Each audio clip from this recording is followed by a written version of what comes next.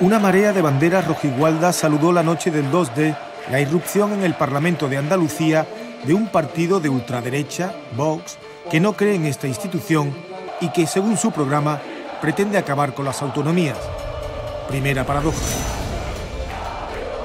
Mientras allí cabalgaba la euforia, el PSOE descendía hasta el nivel más bajo y triste de su historia. El partido ganador de las elecciones en número de votos y escaños ha resultado ser el gran perdedor. Segunda paradoja. El Partido Popular se sintió vencedor, aunque sus resultados fueran los peores desde 1990. En sentido inverso, Ciudadanos creció de manera exponencial, pero perdió la oportunidad de superar a su rival por la derecha. Pese a ser la tercera fuerza, aspira a ser la primera. Tercera paradoja. La coalición Adelante Andalucía restó más que sumó y fue hacia atrás. Una paradoja se define como un hecho o expresión aparentemente contrarios a la lógica.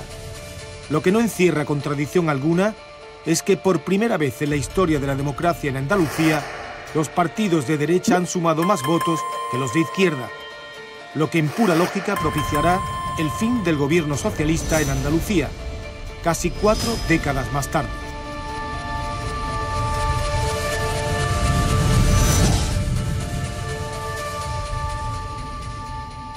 Yo creo que a corto plazo la pulsión del cambio, es decir, la posibilidad de desalojar al PSOE de la Junta de Andalucía por primera vez, va a ser tan fuerte que va a ser un incentivo muy poderoso para que las fuerzas que están a su derecha, es decir, Ciudadanos, PP y Vox, puedan llegar a algún tipo de acuerdo de investidura.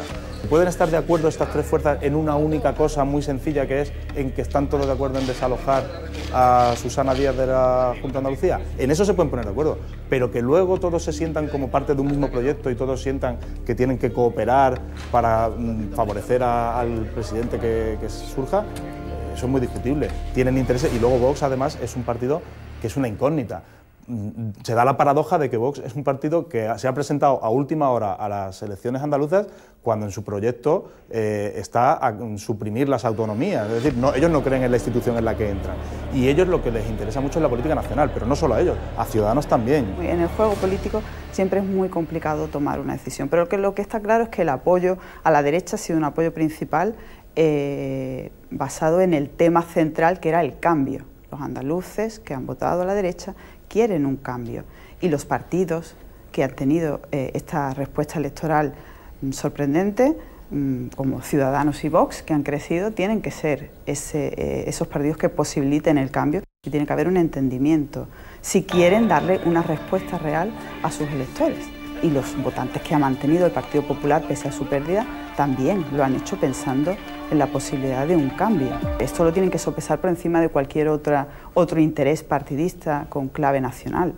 Pero yo creo que hay factores también muy potentes de tipo nacional. Estas son las primeras elecciones en las que los ciudadanos pueden pronunciarse después de los acontecimientos de Cataluña, es decir, después de esa ruptura del orden constitucional en Cataluña, que ha impactado mucho, diríamos, en la opinión pública.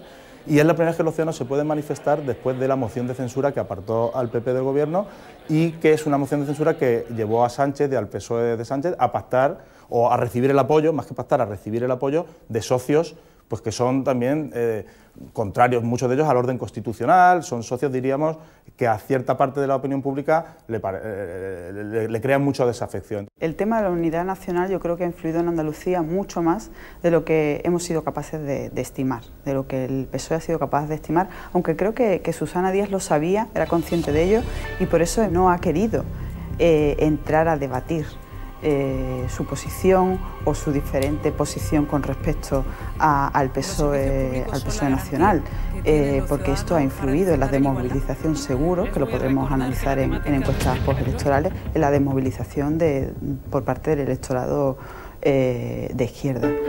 Décadas de gobiernos socialistas, abstención, casos de corrupción, influencia de la política nacional, especialmente el tema de Cataluña, la irrupción de Vox. Suficientes argumentos que han abierto un nuevo escenario en el que se pueden producir diferentes combinaciones de colores para la formación de un ejecutivo inédito. Las posibles opciones de gobierno, más o menos, son complicadas, pero son claras. Hay una derecha que suma mayoría, sin problema ninguno, Entonces hay un posible pacto de gobierno entre PP, Ciudadanos y Vox, pese a que a algunos no les guste, pero esta es la opción más fácil para el cambio. Que habría la posibilidad de que el PSOE permitiese que gobernase Ciudadanos en Andalucía, quizás esa opción se podría dar. Pero creo que lo más fácil sería un gobierno de derechas. Se van a tomar decisiones en clave nacional, se van a tomar decisiones pensando cuál es la mejor opción para poder alcanzar el gobierno nacional. ¿Quién sea el candidato a la investidura? Porque el candidato de Ciudadanos, Marín, se ha postulado y el candidato del PP también se ha postulado. Entonces, quién sea ese candidato está por ver. Pero yo creo que van a llegar a un acuerdo de investidura. Eso no quiere decir que luego haya un acuerdo de gobierno, un acuerdo de coalición. Es probable que Ciudadanos no quiera, no le interese estar en ningún tipo de coalición ni en ningún tipo de pacto, ni con el PP por un lado, ni con Vox, porque eso le rompe su discurso regeneracionista centrista, ¿no? Probablemente vamos a ir hacia una investidura de quizá el candidato del PP y luego un gobierno en minoría, lo cual augura mucha inestabilidad. Es que vamos a un panorama con la entrada en las instituciones de la derecha más extrema, vamos a ir a un escenario de polarización total. Volvemos a una especie de confrontación ideológica de todo o nada, de o estás conmigo o estás contra mí, y eso Vox se siente muy cómoda en eso. Cuanto más entremos en esa dinámica, más va a crecer Vox probablemente.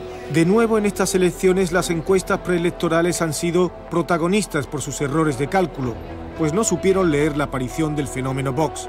Las encuestas han vuelto a fallar, ninguna encuesta pronosticaba los resultados que se han visto y eso se explica, yo creo, en parte porque hay dinámicas de fondo en nuestra sociedad que se parecen mucho a lo que ha pasado en otros países de Europa. Es decir, hay una tendencia global crítica con el sistema, de partidos que son de alguna manera antisistema, que las encuestas no terminan de captar su peso real, ¿no? El votante de Vox, aunque tiene una parte, diríamos, importante de extrema derecha, incluso reaccionario, ultraconservador, también ha captado probablemente votantes que no habían votado nunca, hasta incluso cierta transversalidad. Yo no descartaría, aunque es un poco aventurado, que incluso algún votante que votó a Podemos en 2015 ahora haya votado a Vox. De alguna manera nos estamos retrocediendo a un periodo, diríamos, pues de la Europa de entreguerras, en la cual volvemos a grandes conceptos, el no pasarán, el antifascismo, y por otro lado una gente que se siente cómoda en eso porque sabe que en esa disputa moviliza a los suyos. Y entonces aquellos que tengan posiciones más, como digo, más centradas, que intenten dar argumentos más de letra pequeña, más tal, no se les va a escuchar. En este caso Vox ha conseguido movilizar al abstencionista y las elecciones se ganan normalmente en la movilización al abstencionista, gracias o por la torpeza quizás del PSOE, que no ha sabido medir el impacto que hablar de Vox podía tener. En cambio, ha puesto en el objetivo de determinado electorado de derecha la posibilidad de que su voto a Vox era un voto útil. Ese votante que no pensaba votar o que pensaba que su voto no valdría nada si votaba a Vox, ha pensado, gracias a este protagonismo, que sí, que podía ser una opción real. Votar a Vox podía ser una opción real de cambio y creo que ha sido uno de los principales éxitos de su campaña. Unos resultados paradójicos, porque el Partido Popular abanderaba el cambio, ha conseguido este cambio, pero no es el protagonista del cambio. Las noches electorales suelen ser de abrazos y sonrisas, también de grandes decepciones y sorpresas.